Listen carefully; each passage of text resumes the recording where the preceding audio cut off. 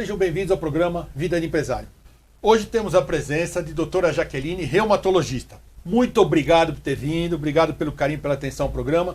Queria que você se apresentasse ao nosso assinante. Obrigada, Domingos, obrigada a você pela oportunidade de estar aqui. Como o Domingos já falou, eu sou reumatologista, mais de 15 anos de experiência. Eu sou formada pela USP, eu fiz doutorado na USP e atualmente eu coordeno a reumatologia do Hospital Santa Catarina e também faço parte do grupo LF Cobra Reumatologia, que nós temos uma equipe hoje de mais ou menos 40 médicos que estão aí num dos principais hospitais de São Paulo, dentre eles o Santa Catarina, o qual eu coordeno. Reumatologia, quais são as principais doenças? Porque a reumatologia é uma coisa, eu vou dizer por mim, a gente imagina para os mais idosos, né? Mas a diferença, a reumatologia na doença para o jovem, o adolescente e o mais idoso. Como é que é essa coisa que a gente descobre? Porque depois a gente vai conversar sobre outras coisas que apareceram dúvidas aqui. Então, muito bom, porque assim, as pessoas têm essa ideia, não é só você. Todo mundo acha que o reumatologista cuida de velho, né? E na verdade não é. A reumatologia, ela é uma especialidade que cuida de dor, a primeira coisa, tá? Então, assim, tudo que é dor nas juntas, que não foi por pancada, que não foi por trauma, é o reumatologista que trata. Ah, mas e o ortopedista? O ortopedista, ele é o cirurgião. A reumatologia, ele é o clínico, tá? Então, assim, se você caiu, bateu, machucou, é o ortopedista. Não caiu, não bateu, não machucou, o reumatologista. É claro que o ortopedista acaba tratando também muitas lesões do dia a dia, que a gente chama de lesões de esforço repetitivo, mas como um próprio amigo meu reumatologista fala, se dói mais de um lugar, eu mando para você. Mas qual é a diferença? Porque se eu tenho uma dor, imagina, que nem você falou bem, eu tenho uma dor, qualquer lugar que seja na mão. A primeira coisa que qualquer ser humano vai é pro ortopedista. Pois é, mas não deveria. Agora, por quê? Explica. Porque essa é a minha dúvida. Porque, então, aí o reumatologista, ele é o clínico do músculo e do osso, né? Então, assim, por que o reumatologista ficou muito conhecido como doença do sangue? Na verdade, porque existem as colagenoses, porque nessas estruturas... Colagenose, vamos explicar, porque inclusive eu sou leigo. Então, essas estruturas, elas têm muito colágeno. Tá? Então, o colágeno é o preponderante tanto do osso quanto do músculo. E aí, existem doenças autoimunes. O que é autoimune? Que o seu organismo, ele de alguma forma, ele age contra você mesmo. Então, a imunidade do seu organismo, ao invés de combater bactéria, ao invés de combater vírus, vai combater o seu próprio organismo. COVID. O Covid não, porque assim, o Covid na verdade, pessoas que não têm, o Covid ele desencadeia uma reação imune exacerbada. O que acontece? A pessoa entra em contato com o coronavírus e aí o seu organismo vai tentar combater a infecção, tá? Só que assim, em algumas pessoas, que a gente ainda não sabe exatamente por quê, tá? Essa reação para combater o coronavírus, ela é muito exacerbada. O seu organismo, as suas células de defesa começam a combater alguma estrutura do seu corpo. Então nós temos, por exemplo, a artrite reumatoide, começa a combater as articulações das mãos e dos pés. Isso é uma pergunta que eu quero fazer para você depois.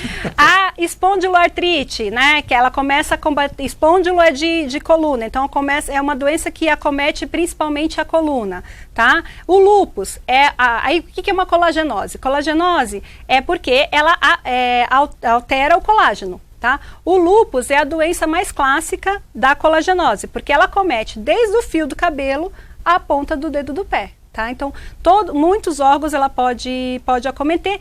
E aí, para o lúpus, para o diagnóstico de lúpus, a gente tem alguns exames de sangue que nos auxiliam no diagnóstico. Por conta disso, ficou aquela... E como o lúpus é a doença que mais acomete todo o corpo, ficou naquela coisa que é uma doença grave. E aí, tanto que os pacientes às vezes vão no meu consultório e falam assim, mas doutor, isso não é o reumatismo no sangue, né? Entendi. Tá? Então é isso, o reumatologista é o clínico do músculo e do osso. Qualquer dor que não foi por trauma, não foi por pancada, procure um reumatologista. Maravilha. Segunda pergunta. Dor nas costas. Eu pesquisei, o Dr. Google, com todo mundo, vocês devem odiar, a gente conversou bastante. Dor nas costas. A gente sabe que essa dor nas costas, às vezes as pessoas confundem. Como você mesmo já falou, a gente já conversou uma vez, você falou toma um analgésico e acha que está tudo bem. O que pode causar essa dor nas costas e aonde pode levar? Porque você deixou uma coisa clara. Desde que eu me conheço como gente, para mim, qualquer dor era ortopedista. Depois que eu conheci, vi que a coisa não funciona bem assim.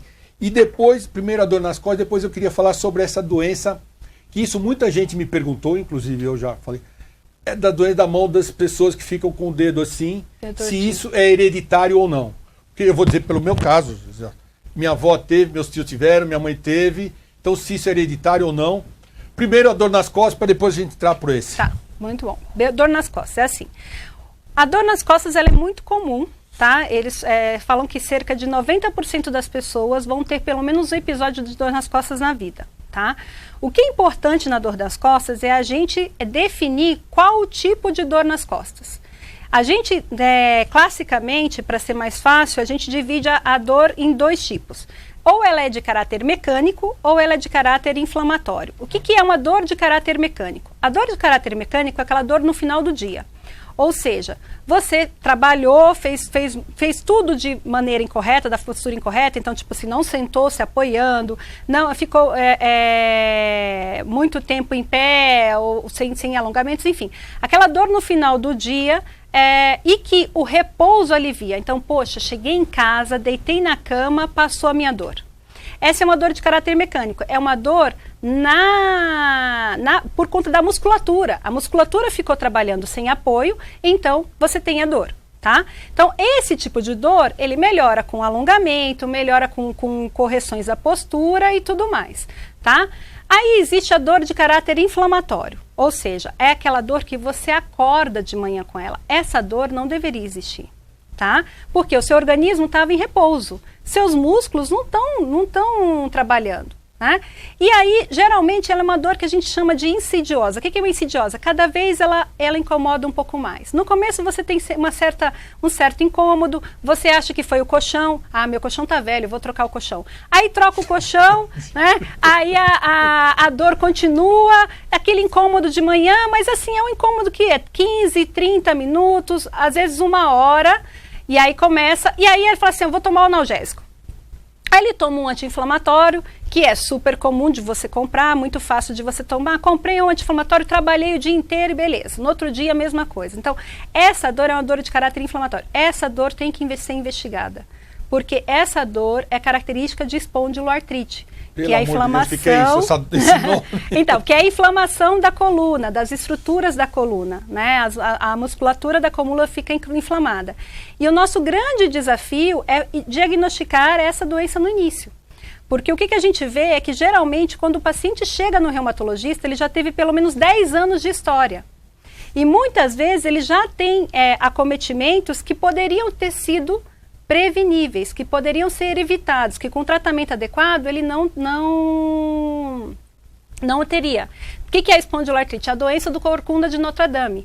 Com o passar do tempo, sem tratamento, a pessoa vai ficando totalmente enrijecida, né? Ela não consegue virar o pescoço, ela não consegue virar o pescoço, ela não consegue esticar a coluna, porque tudo vai ficando calcificado. Mas pergunta de leigo, com a idade a gente também não vai ficando mais corcundinha? Então, na verdade é assim, existe uma certa perda da altura por conta da desidratação dos discos, tá?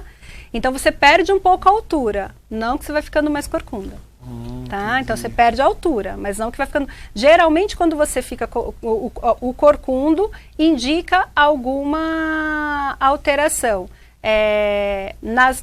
Muito osteoporose, por exemplo, que dá fratura vertebral, a pessoa fica mais corcunda. Então, assim, mas o que é mais importante é a questão da dor nas costas. Então, essa dor, gravem isso, dor de caráter inflamatório, uma dor que você acorda de manhã com ela e que aí a dor ela melhora com a atividade física. Então, porque você acorda de manhã, aí você consegue se movimentar, a dor passa. Quando que você vai sentir... Aí, geralmente os pacientes até falam, eles têm aversão à cama. Não, se eu deitar, piora. Eu tenho que estar me movimentando. A dor que melhora com a atividade física é uma outra dor que tem que ter um sinal de alerta para pensar nisso. Que outro tipo de dor? Dor noturna.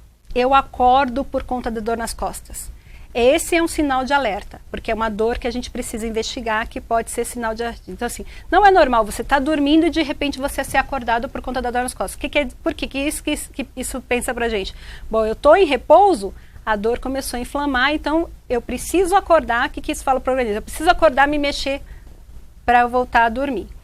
Então, e aí, esses são as características mais... Aí tem, e o nervo ciático, doutora?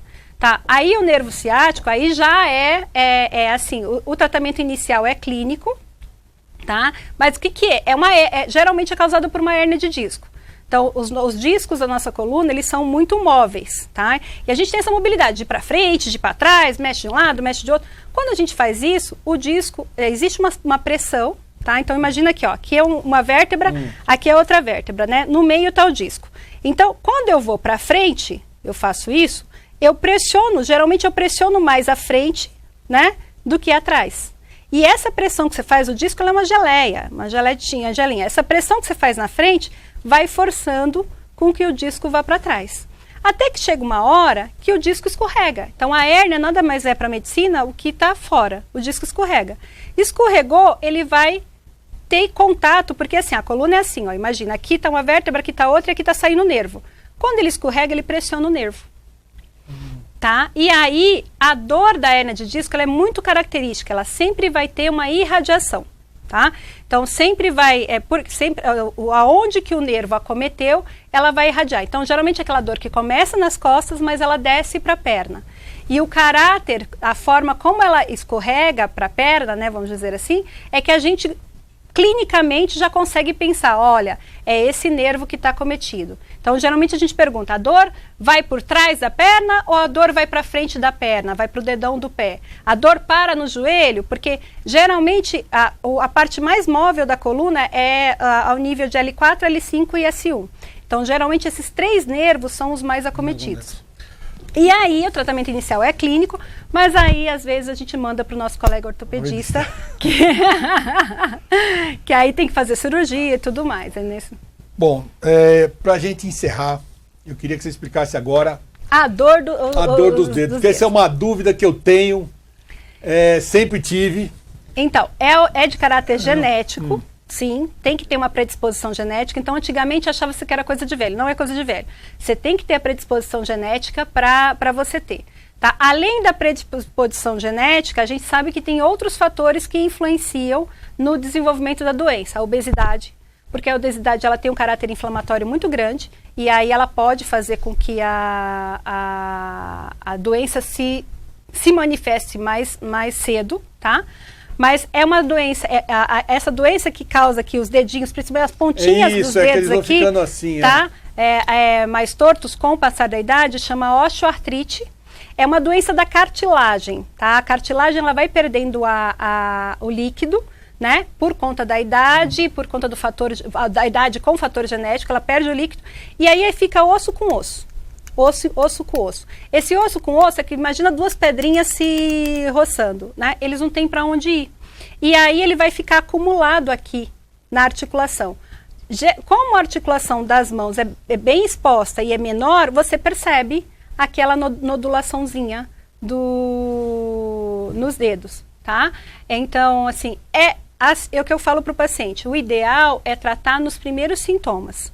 Porque depois que já está todos os dedos tudo deformado, aí esse osso não tem como fazer. Vou fazer cirurgia, vou mandar para o ortopedista e tirar todos os... tá? É o mesmo processo dos bicos de papagaio na coluna, porque a osteoartrite ela é generalizada. Né? Então ela dá no quadril, dá nos joelhos, dá em tudo quanto é lugar. Minha querida amiga, chegamos ao fim do programa, viu como é rápido e fácil? Te agradeço de coração, muito obrigado, eu sei do seu tempo. Tem a Covid, eu quero te entregar esse livro de presente para você. Obrigada. Não tem problema, a gente passa um álcool nas mãos. E tá tudo certo. Muito obrigado pela atenção, pelo carinho. Se você quer ver este e outros... Não, vamos começar aqui que eu errei de novo. Muito obrigado pelo carinho, pela atenção de você estar presente aqui.